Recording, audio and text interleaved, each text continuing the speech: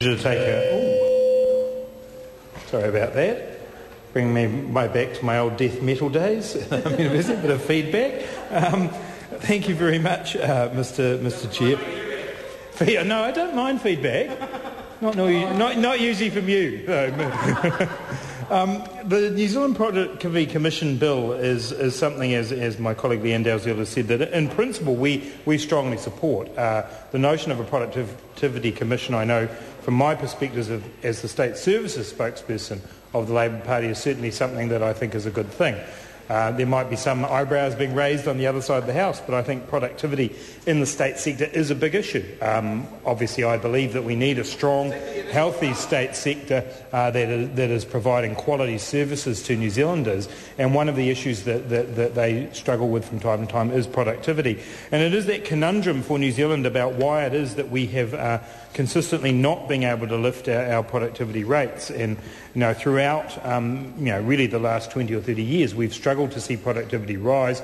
We've lagged behind other OECD countries, and questions have been asked. And it was at the heart of the agenda of the fifth Labor government of trying to raise skills and improve innovation to try and do the things that we thought would help lift our economy and improve our productivity.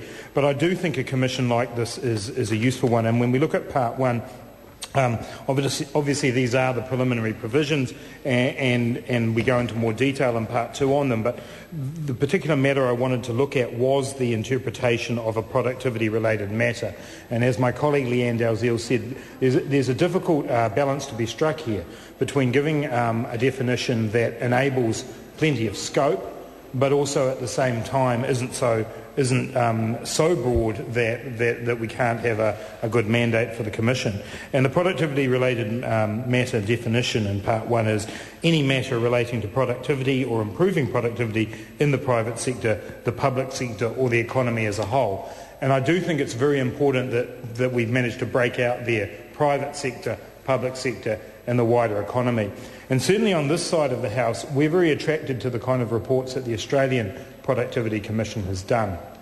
And they have done a very wide range of reports on some issues that people mightn't traditionally see as being about productivity, but they are about how the Australian economy and how the Australian society is developing.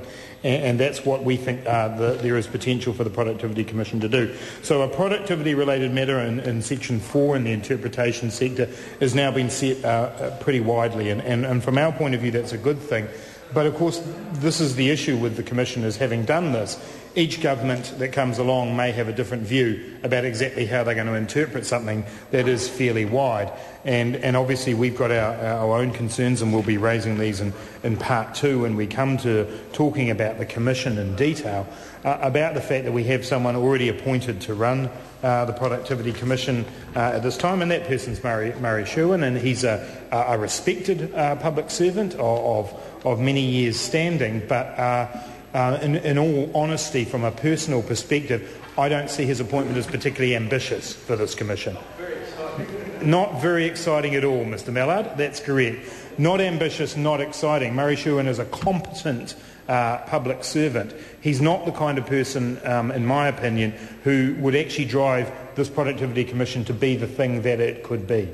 Because really it does have the potential to harness a lot of different views from across the community, across the private sector, the public sector, and come together and face that challenge that I know my colleague Shane Jones has often asked us, what is it about the New Zealand economy that just needs to be picked up and to be kick-started? And I'm just sorry to say that Murray Sherwin, as competent a man as he is not doing that, leaving aside the question of whether or not having someone appointed before we've even gone through this process is appropriate.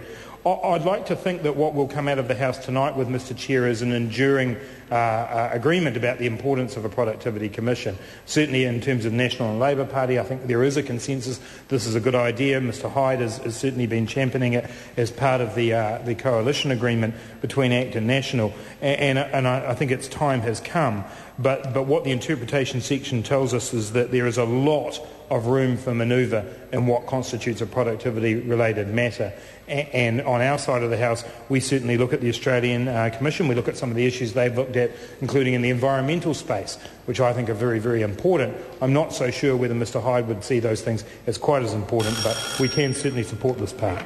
The Honourable